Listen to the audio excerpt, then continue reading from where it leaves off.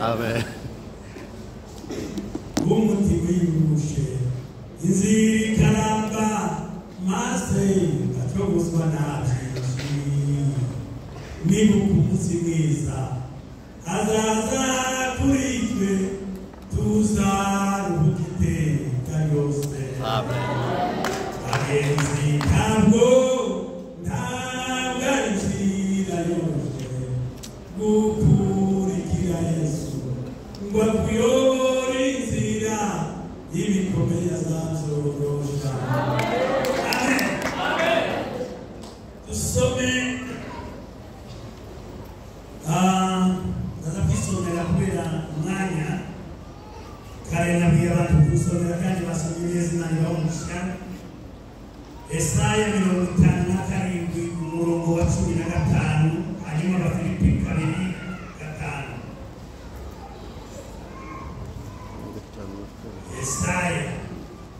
Yesaya akigira impapuro nyinshi cyane zingana n'ibitabo biba muri Bibiliya. Bibiliya ifite ibitabo 66. Yesaya ifite ibice 65. Ako ni kukamiliza baza kwishura mukana. Amen. Nimumve uko Uwiteka iri hejuru cyane ituye ahahoraho ivuga izina ryayo n'uwera ikavuga iti aho tuye ni hejuru kandi ahera mbana n'ufite umutima umenetse wicisha bugufi kugira ngo mpembure imyuka yabicisha bugufi mpembure n'abafite imitima imenetse. Sinzatongana iminsi yose kandi sinzahora ndakaye iteka ryose kuko imyuka n'imitima naremye byanshirira imbere yanjye. Amen. Abafilipi, urwandiko Pawulo yandikiye Abafilipi nibari gushyiramo ka kadodo kakandi ndababwiye reka ndebe ko mpabona vuba. 2:5 Abafilipi 2 ibice 2 umurongo wa 5. Reka mpasome ibice 2 umurongo wa 5. Mugire wa mutima wari muri Kristo Yesu uwo nubwo yabanje kugira akamero k'Imana ntiyatekereze yuko guhana n'Imana ari ikintu cyo kugundirwa ahubwo yisiga ubusa araganduka. Yisiga ubusa ajyana akamero k'umugaragu w'imbata agira ishusho y'umuntu kandi amaze kuboneka afite ishusho y'umuntu yicisha bugufi araganduka ntiyanga no gupfa ndetse urupfu rwo kumusaraba nicyo cyatumye Imana imushyira hejuru cyane imuha izina risumba ayandi mazina yose kugira ngo amavi yose apfukame mu izina rya Yesu, ari byo mu ijuru cyangwa ibyo mu isi cyangwa ibyo munsi y'isi, kandi n'imi zose zihamye ko Yesu Kristo ari Uwiteka w'Imana Data wa twese ihabwe icyubahiro. Aya magambo niyo tugiye kuganira. Kare abo twabanye twagiye tuvuga amagambo atuma Imana ishobora guhindura icyo yavuze, icyo umuntu ashobora gukora Imana ikavuga ngo rata. Nari navuze Imana izivuga ngo rata, Imana izivuga ngo rata iki ntakivuze ariko rata.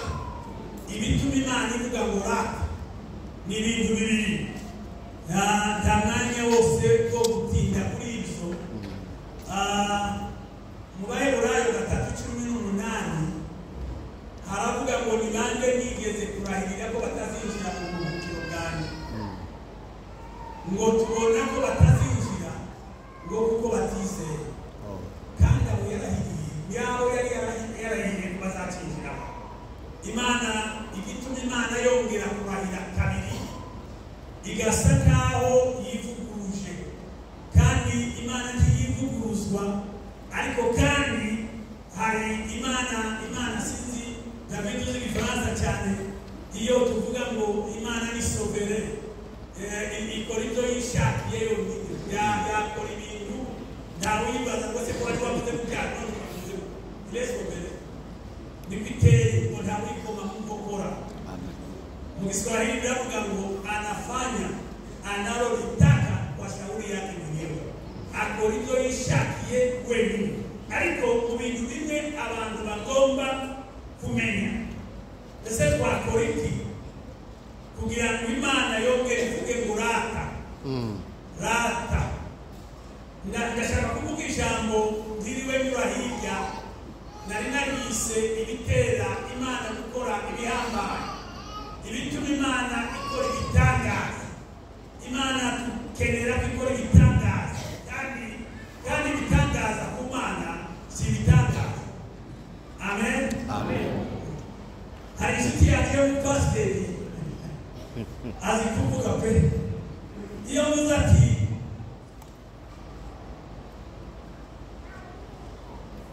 naka agira naka ibintu yamboreye ibi ibaza kuvuga ngo ahubwo wicyari gitangaje ko akora ibisiza.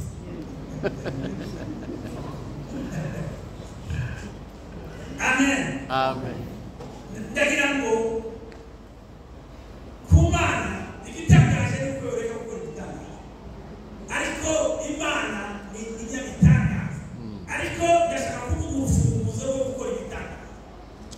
Wagize neza ako kantu muraje, wagize neza ukora. Amen.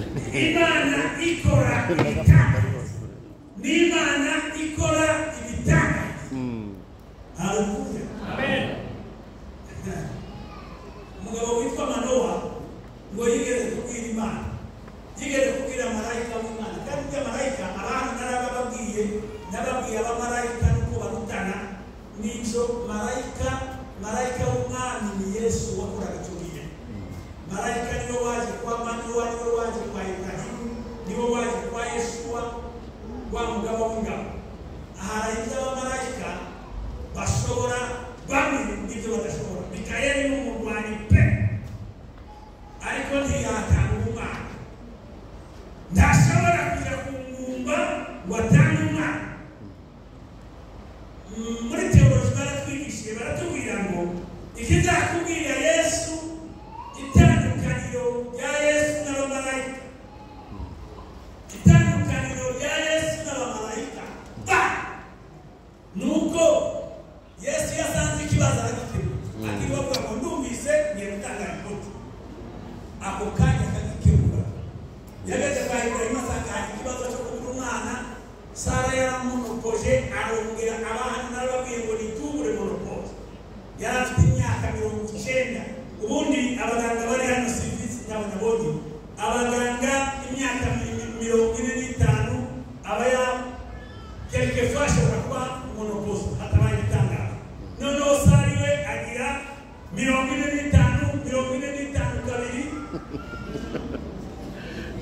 situbure monopoze. None abarundi bononde. Haleluya.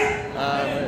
Ariko Yesu bahagere baramuzimanira, hanyuma ntiyigeze avuga ngo ndagiye nsanze ikibazo ngiye kubwira papa.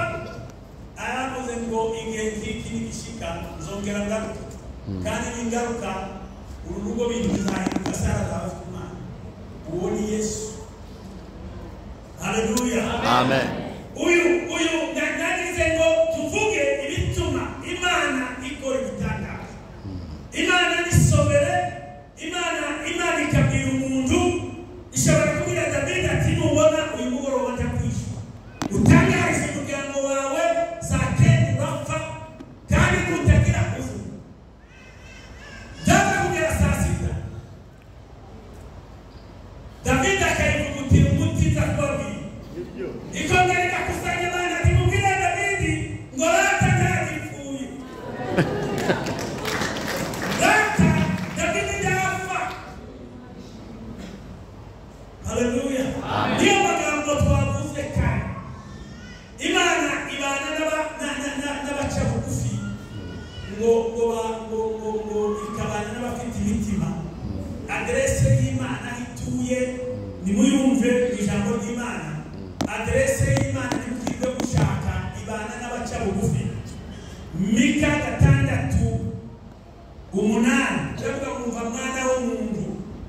dore uko bimeze ngo ikimana gushakaho ni ugukiranuka ni ukubabarira ariko kandi ngo iminsi yose ukagenda wicisha bugufi.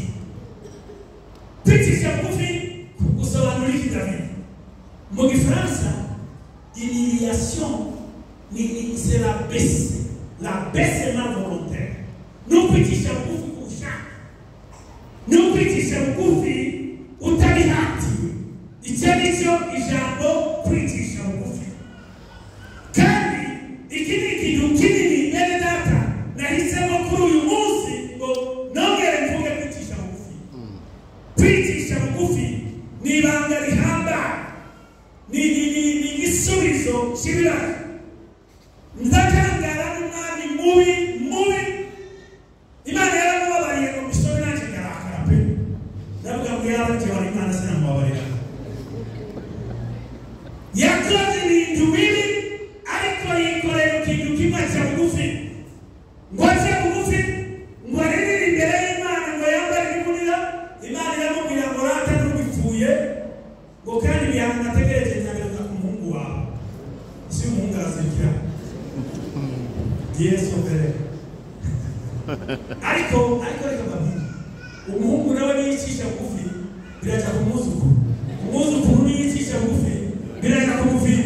Umuviri niyicisha bugufi biraja ku gitiye kwibuka. Sangwa Yesu nyaga, haleluya. Haleluya. Nibanga rikome. Guca bugufi. Mana umutima uca bugufi ntuzawusuzugura. Ndabwira abantu baciye bugufi zakunda Dawudi kubagabo mu bintu hari ibintu kabigeze bivuga zatumye Imana ititaye ku byo Dawudi yakoze na Betisheba na Uriya. Ariko Imana yaravuze ngo mbonye umuntu ufite umutima ugushaka. Hari ibintu kabiri. Kimwe ni umutima w'imbabazi, ni umutima wo guca bugufi. Umunsi isanduku ritaha ngo yakoze danse iteye ubwoba. Yarateye akaguru atera akaguru muri baba byose bwarubonobono. Hari umudamu we wabyinnye harimo igitenge kiratibuka baza kumwambika atinye kana Dawudi cyaratibukira.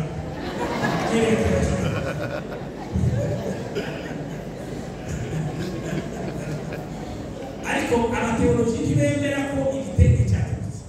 Bavuga ko irademorde yatakaje. Hari umuntu amera yanezerwa agasanwa. Teoloji ntiyemera ko ari umwene wa leta. Teoloji ivuga ko yageze ahantu muzareba umuntu wanezerwa akamera nk'umusazi.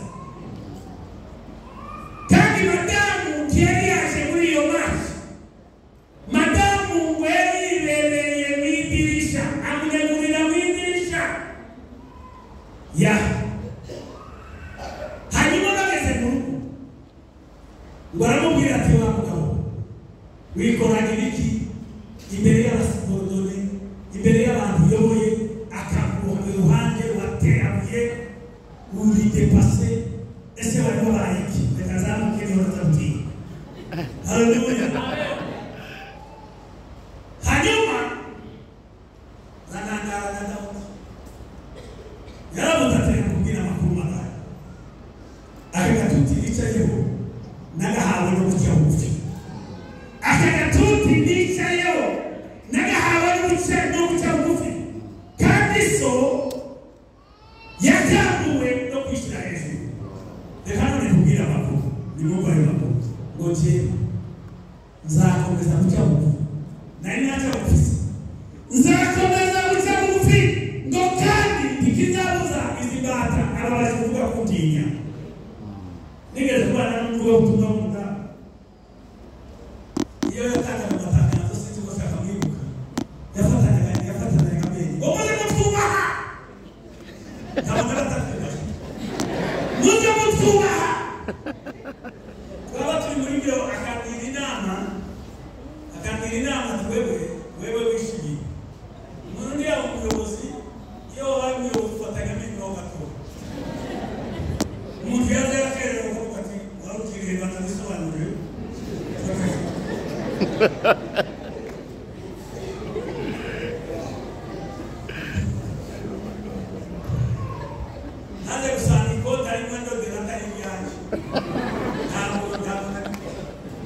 kabisa. ariko kandi dukomeza kubana neza n'abo tuyobora. Ndagira ngo mbabwire niba hari ikintu gihindura ubuzima ni uguca bugufi. Guca bugufi ni ikintu kinini cyane mu bwami bw'Imana gishobora guhindura ibyari urupfu bikaba ubuzima. Abantu benshi yorogeye ni kanseri, sinatinya kubivuga. Abantu babibone ni kanseri, kandi kanseri uko yica ni gahoraho. Abantu benshi bagira ubwibone ni kanseri. Ntabwo babasha kurwara umushyira. Hari ibintu bitandatu ndetse n'ibirindwi Uwiteka yanga ndetse bikabije agashyira ku rutonde, ariko ikibanza ikindi ni amaso y'ubwibone. Amaso y'ubwibone azakutera turasi weyaza turasi n'ibyaha, ariko hari abantu bagira amaso y'ubwibone. Wenda bari kushira bari muri Maroc. Amaso y'ubwibone. Ibintu bitandatu ndetse birindwi ngiye kugana ku musozo kugira ngo ndeke gutinda bavandimwe. Ndagira ngo mbabwire mu buzima, mu kintu kizamura kiguhesha umugisha ni inyungu guca bugufi. Na kare navuze igitangaza cyabaye ku Munyakanani. Niba nta Munyakananikazi, umuntu w'umupagani w'Ibibiliya, umupagani, umunyamahanga. Hanyuma asanga Yesu aramubwira ngo ndwajije umwana mukize. Yesu amuca amaso. Arongera ati nyamuneka amwirukana inyuma, ngize umwana papa. Yesu amuca amaso. Abigisha baza kuvuga ati uyu munyamahangakazi aradusakuza, ubiye mukiriza umwana cyangwa mwirukana n'inyuma yake. Yesu arababwira ati mwebwe nimuze amakuru yanjye, misiyo yanjye ni mu ntama z'Isirayeli. Wa mugore aranga arakomeza, kiriza umwana nyakubaho. Yesu aramubwira ati ntabwo uzi amakuru, reka kubwira amakuru. Ibiryo by'abana sinabihimba. Yaba umuntu w'iki gihe ushobora kubwira ngo uribwa mbere ya mbere kwa minyone niyo harawe cyangwa kwa gitwara.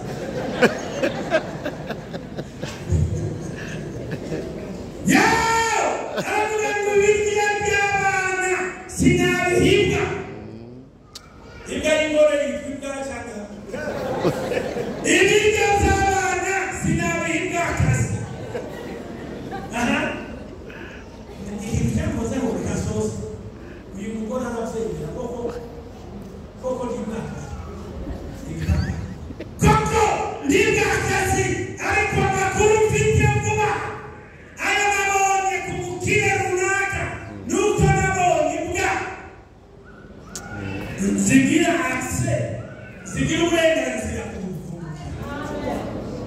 Yesu arahindukira, reka mubwire guca bugufi cyo cyanditswe ku mugore.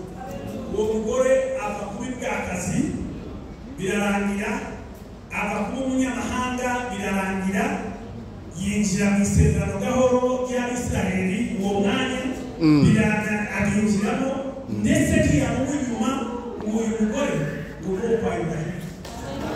Saba Yesu ibiganza, guca bugufi, numva inzego kuzamu ageze kwa Ibrahimu. Imana ibamugisha torero. Amen. Guca bugufi turi munsi y'uko tuzazibona. Ese muzamubwira ku munsi amasengesho nubwo yarimo n'amakosa. Hari umuzungu hano watubwiye amakosa 5 y'umwami Hezekiya. Amen. Amen. Hallelujah. Amen. Ariko nabibabwiye hano bamaze Hezekiya yaciye bugufi mu rwego araruhanyirwa aho baza baryama abagabo. Ubundi abagabo baryama hariya David ku gikuta. Abagore baryama ku gikuta.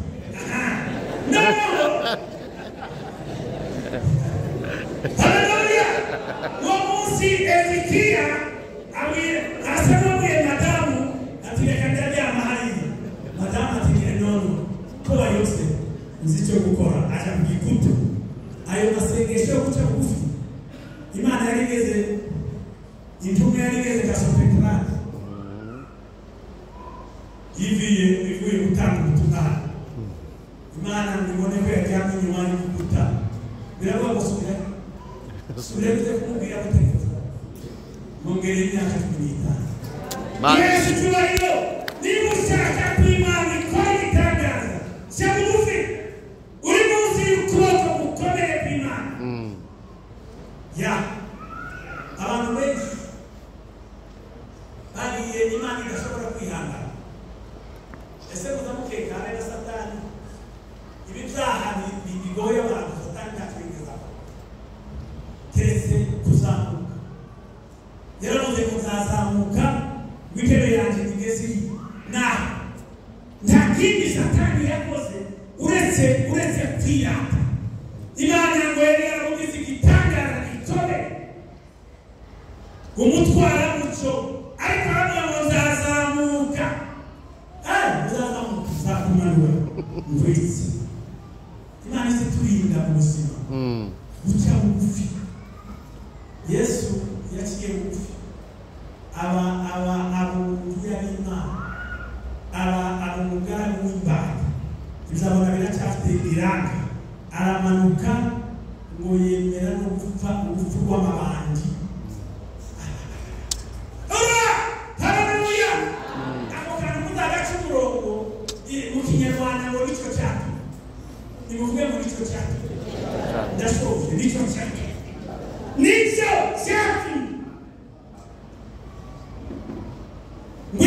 Imana imuzamura hejuru amaze kumanuka gutakaza amara yasiba indabyo ngo nicyo cyatumye Imana imutera hejuru imuha izina risumba ayandi mazina hari umuntu umwe wavuze ni mu Cyongereza ariko sinkimenya aravuga ngo nubona umuntu azamuka umuntu arimo arizamuka uzamurebere hasi ukamushakira hejuru uzamurebere hasi kandi nubona umuntu ari hasi uzamurebere hejuru n'abateganya ko hasi sinashaka kukaririmba ijwi ryanjye n'icumi na kabiri Imana idufashe guhaguruke dusenge icyo narigiye kubabwira ni uguca bugufi turi munsi y'ubwoko bukomeye bw'Imana icyo cyatumye Imana imushyira hejuru ubwibone ni kanseri kandi ikintu gikomeye hari abagabo benshi abagabo bakomeye b'Imana umugabo Nebukadineza yari umugabo ukomeye hanyuma yakoze ibintu bibiri umunsi umwe yatambutse muri Babiloni ngo aravuga ngo mu gihugu Babeli sinini biriye ugenda ngaho nakwikubita ku mutima ariko shenda ibafasha nimwireke ya mu gihugu Babeli sinini biriye ugenda